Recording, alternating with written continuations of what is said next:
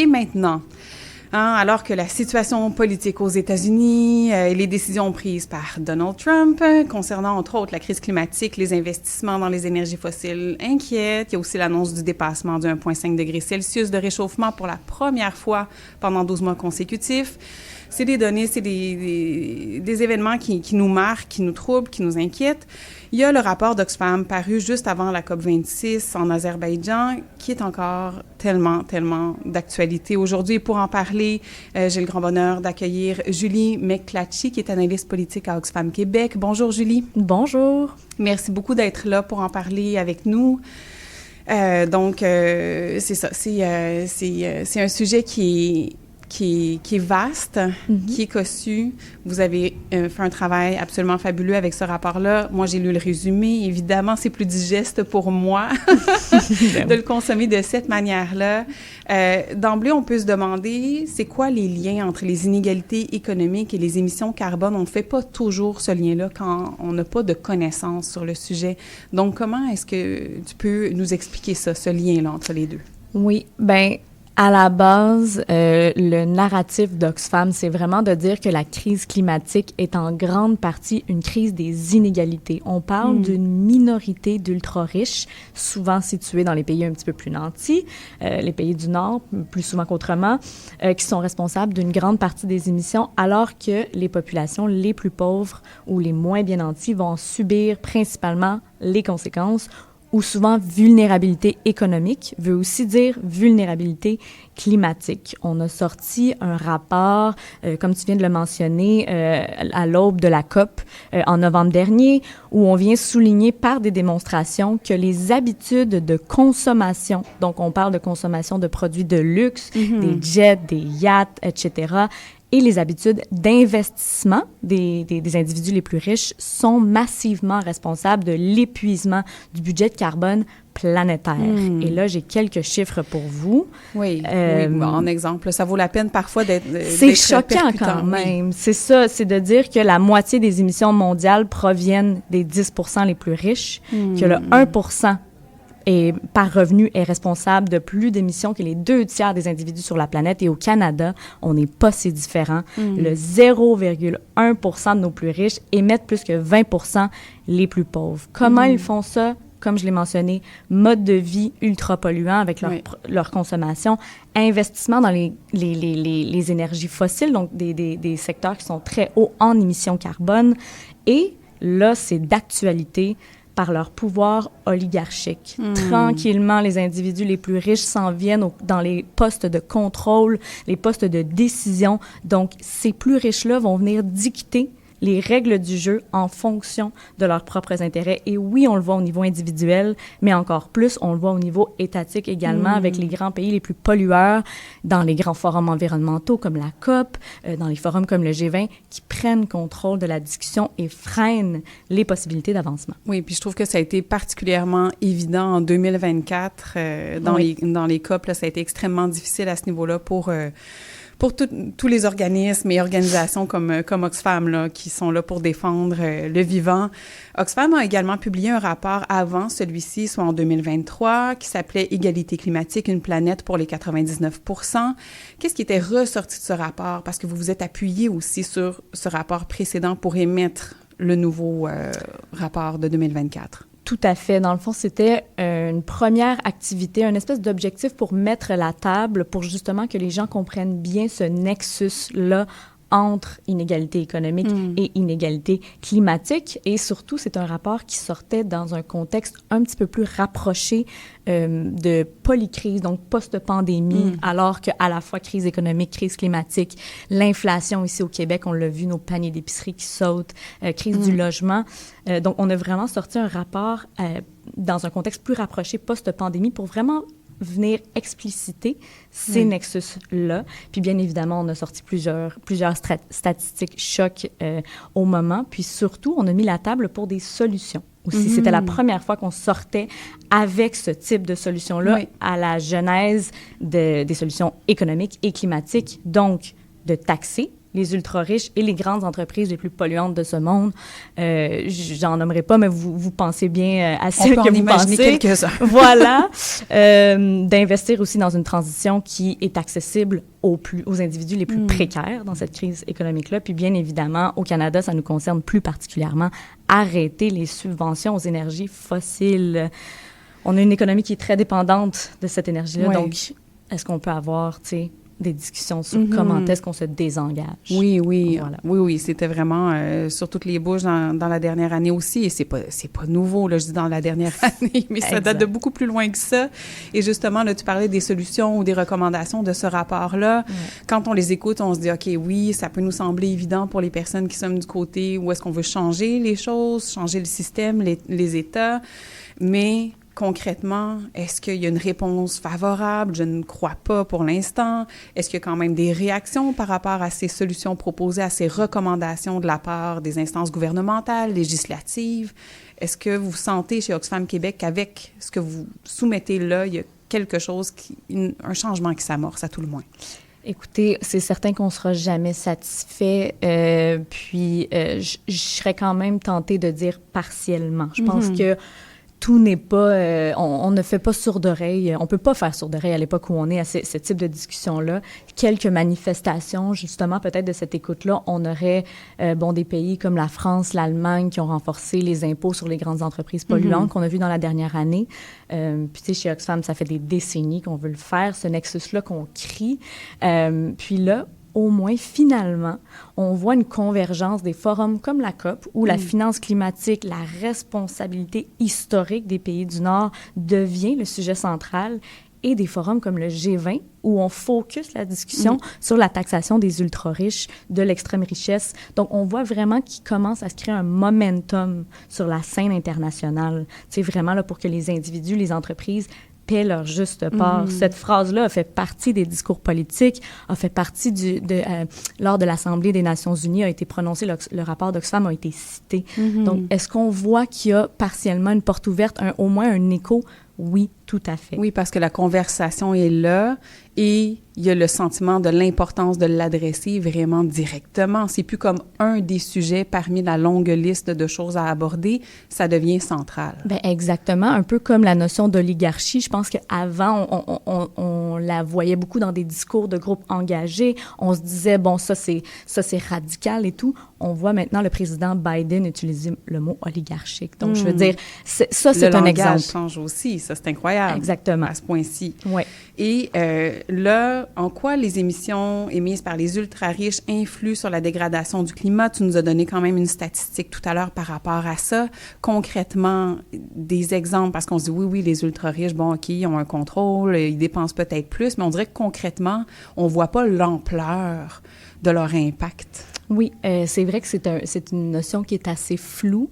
Puis, encore une fois, je pense que on a mis la démonstration sur les individus les plus riches. Par contre, un message qu'on aimerait passer, c'est que c'est un enjeu de système. C'est un enjeu systémique. Donc, nous, on en fait la démonstration au travers d'individus, mais on parle du système qui permet à ces individus-là de mener ce train de vie-là.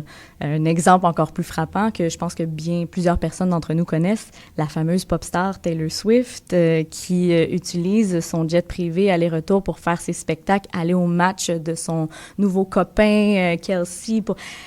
Ce sont des exemples concrètement qui habitent notre quotidien et que nous, Québécois moyens, Canadiens moyens, on ne peut pas concevoir. Tu sais, de prendre un jet privé pour se rendre le soir en Californie, c'est pas quelque chose qu'on peut concevoir. Par contre, ça a des impacts très, très, très importants sur les communautés, les individus les plus précaires.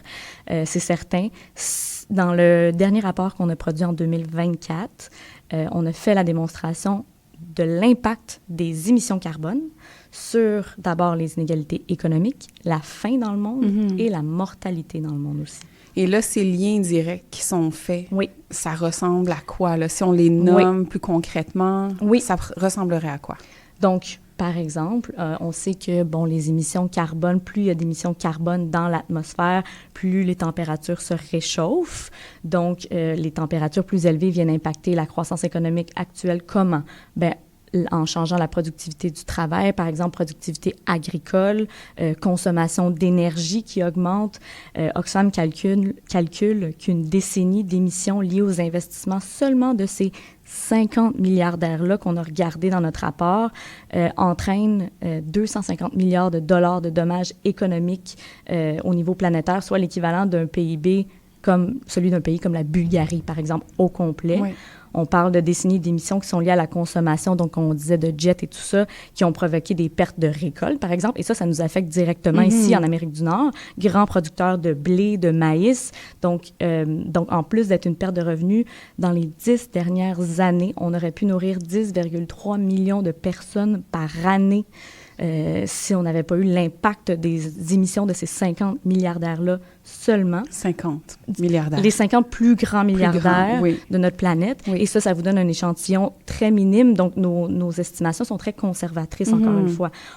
La planète est constituée de plusieurs dizaines, centaines de milliardaires. Absolument. Par contre, on se dit là, c'est une poignée parmi la multitude de la population planétaire. On se dit 50, ça, c'est le résultat, c'est l'impact de ces 50 personnes-là. Oui.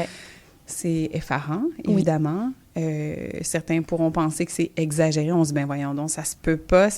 Sauf qu'effectivement, quand on regarde comme exemple plus proche de nous qu'on a pu constater, avec Taylor Swift qui fait un voyage avec son jet privé, on se dit, OK, on imagine un avion qui part avec une seule personne ou 2, 3 avec le pilote, copilote, quelqu'un d'autre qui l'accompagne, son agent, je le sais pas. C'est énorme. Alors que c'est déjà juste un voyage en avion quand on est une personne qui s'en va avec, je sais pas, une centaine d'autres personnes dans un avion. On essaie de compenser nos émissions carbone de peine et de misère en se demandant si ça arrive vraiment. Ben oui. Là, il y a comme quelque chose qui marche pas. Là. Puis encore là, ça revient au privilège donné à ces ultra-riches de pouvoir faire comme, ben nous, c'est pas grave si on détériore le climat de cette manière-là. Il y a même des billets d'avion qui nous coûtent moins cher et qui s'écrivent en dessous, vous sauvez X nombre de CO2. Ils nous vendent ça comme si on était les principaux responsables, le Canadien, Québécois moyen. Je pense pas que Taylor Swift a réservé ça dans son billet d'avion. T'sais. Non, c'est sûr. Et là, on le voit avec ce que tu dis. J'avais formulé une question qui indiquait est-ce qu'on peut vraiment en convenir que ce 1% de la population joue un rôle majeur en tant que consommateur de CO2? La réponse est oui.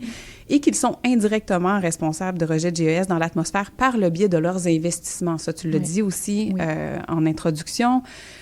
De quelle manière, là, c'est quoi le chemin qui se fait à travers ça? C'est que ces ultra-riches sont propriétaires, par exemple, d'entreprises qui investissent ou eux-mêmes personnellement investissent dans des domaines qui sont des producteurs de GES ou des producteurs d'énergie fossile, là, si on y va directement. Oui, bien dans le fond, souvent, les grands milliardaires de ce monde sont aussi principaux propriétaires de grands secteurs, de grandes multinationales qui polluent énormément. Oui. On parle aussi de principaux actionnaires, bien souvent, dans plusieurs grands secteurs très, très, très lucratifs. Mm-hmm. Et dans le fond, Oxfam s'est basé sur une méthodologie où on allait vérifier, parce que ce sont des listes qui sont disponibles en ligne. On s'est basé sur la liste Bloomberg pour ces 50 plus grands milliardaires-là. Mm-hmm. Et on est allé voir leurs investissements concrètement. Disons, là, moi, je suis un milliardaire, j'investis dans une entreprise. Comment est-ce que je sais que mon investissement va polluer? C'est en observant d'abord l'échelle 1 d'émissions de carbone. C'est quoi l'échelle 1? Émissions directes, échelle 2, émissions indirectes, donc tout ce qui est lié à, par exemple, le transport d'un produit qu'on a consommé chez Walmart vers autre destination. Et on s'est basé sur ces deux échelles-là. Donc, mettons, moi, milliardaire, j'investis, je vois que mon échelle 1 et mon échelle 2 polluent à X nombre. Eh bien, on est allé faire le classement des entreprises les plus polluantes. Puis, on a basé sur ça, on a fait le lien avec les investissements, les investisseurs qui en profitaient le plus. Oui, fait qu'on se retrouve comme dans une espèce de circuit fermé. Très concentré en haut. Très hermétique. Exactement. Tout le monde est comme un peu ensemble là-dedans. Puis là, c'est de pire en pire, comme tu le disais, avec ces multimilliardaires qui se retrouvent maintenant en position de pouvoir au sein d'un État, pour ne pas nommer nos voisins d'à côté. Mm-hmm. Par exemple, là, on a comme un espèce d'exemple pratiquement de science-fiction. Là, on se retrouve devant ça, puis on se dit, mais non, mais ça se peut pas. Oui. Et pourtant, on en est là. Oui. Et là, on parlait des impacts sur les communautés les plus précaires. Des fois, souvent, c'est difficile de faire ce lien direct, de dire, ah ben là, à cause de la sphère des plus riches, là, les personnes là qui sont en train d'être obligées de quitter leur pays, leur ville, leur village parce qu'il y a un désastre climatique, par exemple. Oui. On fait pas le lien direct. On se dit, ah ben non, mais c'est le réchauffement planétaire, tout le monde est responsable de ça. Mais là, on pourrait faire en sorte que l'impact soit moindre. On pourrait... Oui, tout à fait. Puis c'est ça, cette démonstration-là, on a tenté de la faire pour le moins dans notre dernier rapport, et ça ne sera pas le dernier rapport, je vous le dis tout de suite, des démonstrations, il va y en avoir. On a fait le lien entre les émissions de consommation et les décès supplémentaires qui ont été causés seulement basés sur ces émissions-là. Donc, on parle dû à la consommation du 1 des décès supplémentaires de 1,5 million de personnes additionnelles dans les 100 prochaines années, que ça soit dû aux vagues de chaleur, à la sécheresse, aux catastrophes naturelles et même au déplacement climatique. Le déplacement climatique, ce n'est pas un déplacement qui se fait, on prend notre valise et tranquillement on prend l'avion, on se déplace. Du tout, c'est dans des conditions arides avec un accès aux ressources limité. Peu d'individus réussissent à faire ce déplacement-là bien à la base, et lorsqu'ils arrivent à l'endroit vers lequel ils se dirigent, bien souvent les conditions sont encore plus difficiles. Donc, mortalité accrue. Puis, je pense que c'est ça, comme tu mentionnais un petit peu, cette espèce de cercle vicieux-là constant de les principaux responsables ne seront jamais les principales personnes qui vont recevoir les chocs des crises climatiques. Ça va être comme en dernier, là, où ça va être vraiment... Exactement. On a vu des feux en Californie, oui. On a vu des feux dans notre cour arrière il y a 1 an, 2 ans de ça, qui prennent de l'expansion. Je me souviens, à Montréal, tout le monde regardait le ciel, c'est donc bien jaune. On commence à voir les manifestations ici, mais est-ce que ça fait des décennies que c'est comme ça, des centaines d'années que c'est comme ça? C'est plus que le temps de réagir. Là. Oui, définitivement. Oui. Et puis là, les recommandations à l'issue de ce dernier rapport, est-ce qu'elles demeurent les mêmes que celui de 2023? Est-ce que ça a évolué vers autre chose? Qu'est-ce que vous dites au gouvernement de faire? Parce que là, on le dit, puis c'est pas le premier contexte dans lequel on le nomme de cette manière-là. On n'aura pas le choix de légiférer, d'obliger. Et ils l'ont dit eux-mêmes, si vous ne nous obligez pas, on le fera pas. Ouais. Ça demande, vous devez nous tordre un bras pour qu'on le fasse. Il doit y avoir des pénalités, il doit y avoir quelque chose qui nous oblige à le faire. Donc, est-ce que ça fait partie des recommandations du dernier rapport de 2024? D'abord, je vais commencer en disant que la notion, parce qu'on a des solutions qui sont à la croisée des solutions économiques et climatiques, et donc, principale solution économique, la taxation des ultra-riches et des entreprises les plus polluantes, ça demeure. Et Oxfam travaille avec une organisation, un collectif de millionnaires qui se sont mis ensemble, qui ont écrit et qui ont demandé à se faire taxer davantage, ont signé des pétitions. Ça fait partie des individus partout sur la planète qui sont les plus vocaux sur le sujet. Donc, il y a quand même une certaine acceptabilité sociale au sein même des ultra-riches. Par contre, comme tu dis, c'est certain que ce ne sera pas les Mark Zuckerberg de ce monde qui vont signer, tu sais, ce type d'organisation-là. Donc, oui, on doit légiférer. Puis nous, on a dans le fond 2 pans de solutions. Donc, d'abord, réduire directement les émissions à la source. Là, on s'adresse à l'État ici. Hein. Oui. On parle de responsabilité en matière de finances climatiques, de respecter le désengagement fossile, de respecter la diminution des GES dans l'air pour respecter nos ententes dans l'accord de Paris en 2015. Et bien évidemment, on encourage toute mesure qui permet de réduire de façon importante les émissions des individus les plus riches et la réglementation des grandes entreprises. Deuxième pan de solution, faire payer directement les individus, les riches pollueurs. Donc, on demande une taxation progressive sur le revenu et la richesse du 1 et sur les profits des grandes entreprises, en commençant par les taxes sur les profits excédentaires. Les profits excédentaires, c'est quoi? C'est pendant les grandes crises, pendant les moments où on doit serrer la ceinture, bien, certains grands secteurs, fossiles, pharmaceutiques, alimentaires, profitent de ces moments-là. Donc, on va aller chercher, on demande d'aller chercher cet argent-là, ces profits excédentaires-là, qui ne sont pas nécessaires à la survie de ces multinationales-là. Bien évidemment, et qu'on va les ramener. Pas besoin d'être un grand économiste pour comprendre ça. Ah, c'est ça. Donc, on demande d'aller chercher ces profits-là. Puis, bien évidemment, une fois qu'on aura généré ces revenus-là, parce qu'ils sont disponibles, le fameux discours de « on doit serrer la ceinture, les fonds n'existent pas », c'est un mythe. On doit seulement aller savoir où aller chercher cet argent-là. Puis une fois qu'on l'aura, bien, on demande bien évidemment au gouvernement d'utiliser une partie de ces revenus-là pour atteindre les responsabilités en matière de finances climatiques au niveau mondial. Bien évidemment, l'autre partie des revenus, on la redirige au niveau national. On a des enjeux d'inégalité au Canada, au Québec, frappants. Oui. Donc, de prendre une partie de ces revenus-là et de créer un plan national de réduction des inégalités également. C'est certain que des mesures de taxation, ça ne fonctionnera pas toute seule. On se le fait dire souvent, taxer, taxer, taxer. Mais c'est sûr ça faut que ça vienne. C'est ça. Pour le ramener après aux bons endroits. Et là, exactement. À la suite d'un rapport comme celui-là, on se demande toujours, oui, c'est super, là, il y a les recommandations, c'est super étayé, on a plein d'informations, on est en colère, on a envie que ça change. Mais après, il faut que des élus le prennent, faut que ce soit cité, comme tu disais tout à l'heure, que le rapport d'Oxfam avait été cité dans certains contextes. Comment on fait là, pour le ramener plus, justement, dans les milieux où se prennent les décisions? Oui, bien écoutez, il y a plusieurs façons, c'est certain, de faire du plaidoyer actif, que ça soit au travers, justement, aller cogner directement aux portes, voir quelles portes s'ouvrent à nous. Quand je dis portes, on parle des grands décideurs institutionnels, que ce soit ici au Canada ou dans les grands forums. Oxfam se mobilise beaucoup parce que Oxfam, on est une confédération. Donc là, moi, je parle en tant qu'Oxfam Québec, mais on a plusieurs bureaux. On est une confédération, on agit au niveau mondial et bien souvent, on agit de façon alignés. Lors des grands forums, des grandes plateformes, on en profite, on construit un momentum, donc on travaille de façon collaborative à pousser ces plaidoyers-là auprès des grands décideurs, mais pas que. Les organisations comme Oxfam, on a aussi cette force-là de savoir créer, de générer une masse critique autour de certains enjeux. Donc, des façons de faire du plaidoyer, ça implique aussi des façons de faire de la campagne, d'aller voir les gens, de construire, de faire des stunts. Oxfam, on est quand même un petit peu vu parfois lors des grands sommets comme la COP avec nos têtes géantes de grands décideurs qui se promènent. Puis, tu sais, je pense que de créer... Souvent, on se dit « Ah, ça marche pas ».